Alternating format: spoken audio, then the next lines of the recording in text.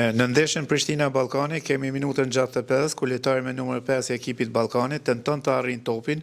është i pozicionuar lojtari me numër 34 më mirë, i cili vjen tek topi, ku pastaj pason ndërhyrja e lojtarit me numër 5 të Ballkanit, pra është ndërhyrje e vonuar, ku gjyqtari Kastrati më të drejtë akordon goditje të lirë për ekipin e Prishtinës.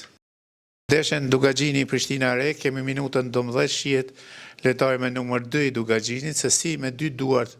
lart prek topin me dorë, kjo konsiderohet prekje e qëllimshme topit me dorë, ku kemi masën teknike penalti. Kemi minutën 90+3, kemi një mohim të mundësisë për të shënuar nga lojtari numër 77 i Dugagjinit ndaj lojtarit me numër 23 të Prishtinës Re, i cili ka pronësi topin, ndërhyrja është në drejtim portës dhe distanca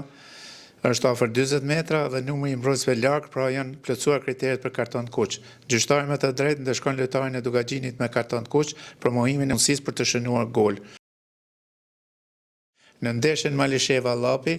kemi minutën e 46 ku lojtari me numër 23 Malishevës hyn në zonën e 16 metrash të Llapit, ku arrin tek topi, i cili shtyn topin, ku shihet që portieri i Llapit zgjat dorën dhe përpiqet të arrijë topin, ku me dorën e majt ka një kontakt të lehtë në këmbën e djathtë të lojtarit Malishevës, i cili bën edhe një 2 hapa, pastaj rrëzohet. Gjyqtari më të drejtë nuk akordon penallti, lën që loja të zhvillohet. Kemi edhe minutën e 88. Gjyqtari thirret në VAR për një ndërhyrje serioze që cënon shëndetin e lojtarit numër 8 të ekipit të Llapit, por në bazë të pamjen që kemi, ndërhyrja e lojtarit me numër 27 Malishevës nuk është ndërhyrje serioze, ku shihet që nuk kemi intensitet, është distancë e shkurtë dhe goditja nga anash, pra nuk i plotson kriteret për karton kuq. Gjyqtari më të drejtë ndeshkon me karton të verdhë lojtarin e Malishevës.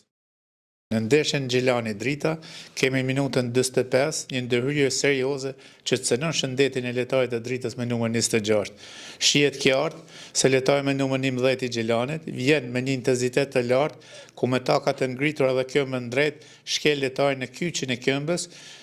ku është këmba mbështetëse, ku ka mundur t'ia cënojë shëndetin lojtarit të Dritës. Gjyqtari Nuza i pozicionuar mirë, me të drejtë ndeshkon lojtarin e Gjilanit me karton kuq,